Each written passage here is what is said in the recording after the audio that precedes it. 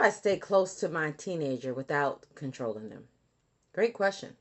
Every mom feels this shift that happens. Sometimes we're not really prepared for it, but we feel it. Is when their little one, they go from telling you everything one day, just where you can't even stop them from talking, until one next minute they close the bedroom door. Their friends become more influential, feels like. The conversations get shorter. And as moms, we start wondering, am I losing my child? That fear is universal. And as a mom of six, my husband and I, we have five children that we raise every day of the week. One of the hardest parts of parenting teenagers is realizing that they don't need you less, they just need you differently. If your teenager has stopped telling you everything, doesn't always mean you're losing their trust. It just means that they're learning who they are and they're processing so much internally. My name is Dr. Manisha, affectionately known as Dr. M, and I love to be able to talk to parents who truly care and really want to deliver independent children into the world, who are healthy and whole. I want to be able to share with you two things. The difference between protection, direction, and structure is what we want to provide. Connection, guidance, and trust is what they later need, right? They need two different things. We often keep parenting teenagers like they're still children, but teenagers aren't asking for less love. They're just asking for more ownership. So that's the bridge that I want to talk about. It's a relationship bridge. This here, if we look at it as a side, we have the parent on this side, and we got the teen on this side. What we want to bridge that gap is listening, curiosity, respect, and consistency. You don't build influence by having all the answers, right? You build it by becoming a safe place to bring the questions. So these are three shifts that I want you to think about. I want you to shift from fixing to listening, okay? From interrogating, right? To being curious. From controlling outcomes, like wanting to make sure, because we already know, right? Remember in another video I talked about this, to coaching. Want to coach through their decisions. Want to understand how they're thinking. Want to move from how was school to what made you smile today? What challenged you today? What have you been thinking about lately that many people don't know? Is there anything you can carry by yourself? How can I support you this week? Connection before correction. That is one of my models that I stand by. Your teenager much more likely to receive correction from someone that they feel connected to. Connection, it doesn't eliminate boundaries. It actually gives boundaries that the relationship can stand on. So as your teenager grows, your role does change. You're no longer just raising a child. You're actually building a relationship with an adult that they'll soon become. And if you can just preserve that relationship through those teenage years, that's going to be key. You won't just gain a respectful teenager, you'll gain an adult who still wants to call you and seek your wisdom and invite you into their life and into other topics that I believe would really resonate deeply, so that you can actually just share your story. And so one of the things I love to talk about is creating environments for conversations, especially for teens, who don't feel like they're ever motivated, or they have like this silence about them. They don't talk as much. We want to help your teen build confidence without depending on achievement to do that. Help your teen prepare for adulthood by having these conversations that matter, like I say. What do you do instead of taking it personally whenever a teen is honest with you about their feelings or their judgments or their experience of you? Given everything that you've worked so hard to build around them, Isn't it important that we make sure that we stay close to them without controlling them? That creates the strongest potential for real deep change and transformation within your child. Positioning you as the guide who helps to strengthen them and your relationship at the same time. The goal, remember, here is as the team,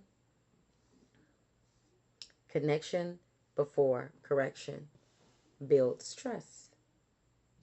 And the key things that we want to make sure that we are doing is listening, showing respect, and being consistent with our principles, standards, and values.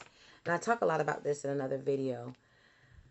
And that is, and we weren't taught this. That's why I just love this concept so much. And I try to share it as often as I remember, is that we tend to raise our children, as an extension of us, because essentially they are to some degree.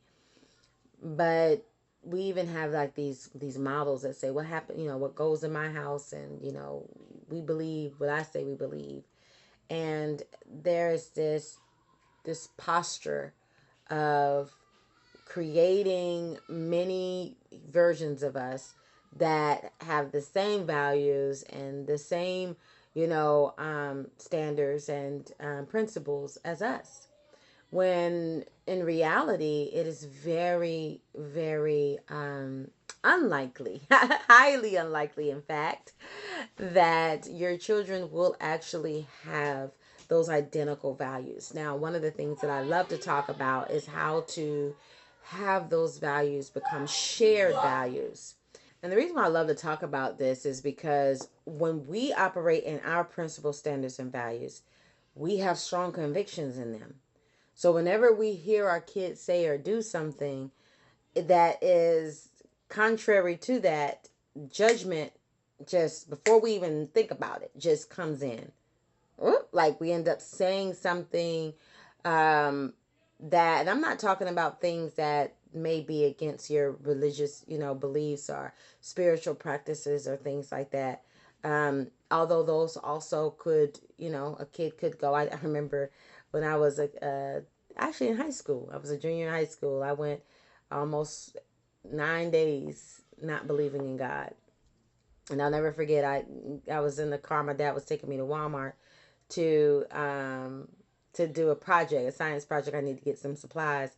And I called myself confessing to him that I didn't believe in God. And he pulled the car over, like right there in the middle of the road. I never forget. He's like, don't you ever say that. Don't you ever, ever, ever, ever say that again. I'll never hear you say that again. You hear me?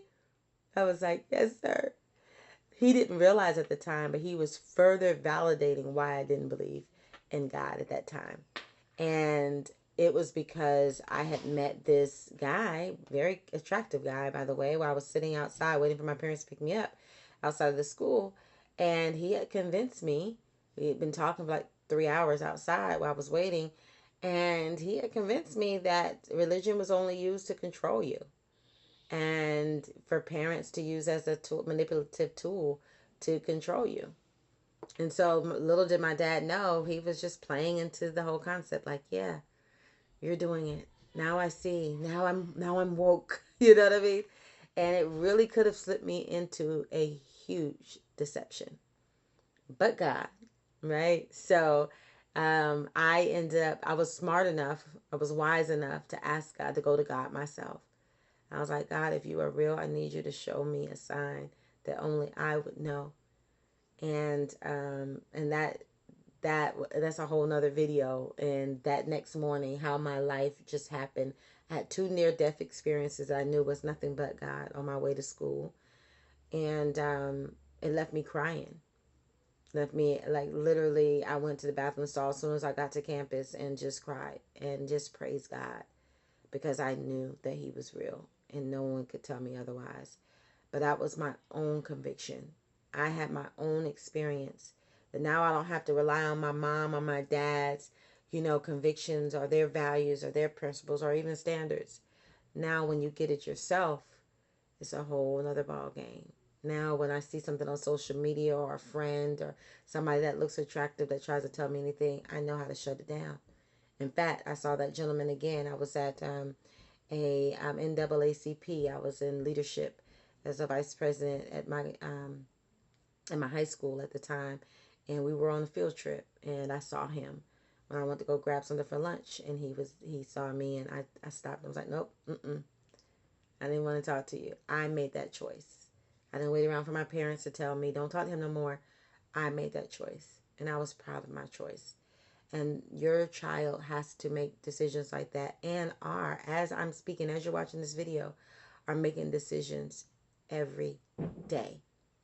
How well do we understand their ability to make decisions, and how well do we know what the foundation of their decisions are coming from?